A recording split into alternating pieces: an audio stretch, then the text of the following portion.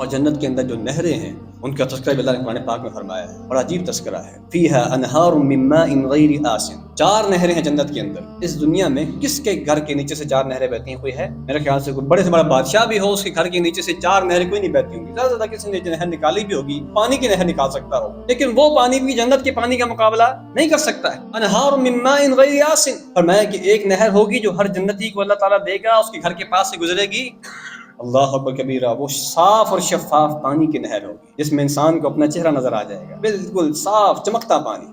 بعض جگہوں پہ آپ جائیں نا، بعض تالاب ایسے ہوتے ہیں کہ ان کا پانی تہائی گندا ہوتا ہے، نہریں ہوتی ہیں پانی صاف نہیں ہوتا، لیکن بعض کا پانی اتنا پیارا نیلا پانی ہوتا ہے، اتنا خوبصورت، دیکھ کے انسان کی روح کو تازگی مل جاتی ہے، کتنا پیارا پانی۔ وَأَنْهَارٌ مِّن لَبَنٍ لَّمْ يَتَغَيَّرْ طَعْمُهُ، فرمایا کہ ایک نہر اللہ چلائے گا دودھ کی، اور دنیا کے اندر 1 کلو دودھ کے لیے اتنا پریشان ہونے والوں، اللہ تعالیٰ جنت کے اندر دودھ کی نہریں چلا دے، اور اللہ کے لیے کوئی کام مشکل نہیں ہے۔ وَأَنْهَارٌ مِّن خَمْرٍ لَذَّةٍ لِّلشَّارِبِينَ، فرمایا کہ ایک نہر اللہ چلائے گا جو کہ شراب کی نہر ہوگی اور وہ پینے والوں کے لیے لذت کا باعث ہوگی، اور ایک اور نہر اللہ چلائے گا وَأَنْهَارٌ مِّنْ عَسَلٍ مُّصَفًّى، ایک اور نہر چلے گی شہد کی نہر۔ اس دنیا میں کسی کو خالص شہد ملتا ہے؟ پتہ نہیں کہاں سے شہد آ رہا ہے، کوئی سمجھ نہیں آ رہی، گڑ کا شہد ہے یا شکر کا شہد ہے، چینی کا شہد ہے، کوئی سمجھ نہیں آ رہی شہد کیا ہے، لیکن جو اللہ تعالیٰ شہد کی نہریں چلائے گا تو اللہ تعالیٰ کے جنتی اس سے مستفید ہوں گے، اس سے فائدہ اٹھائیں گے۔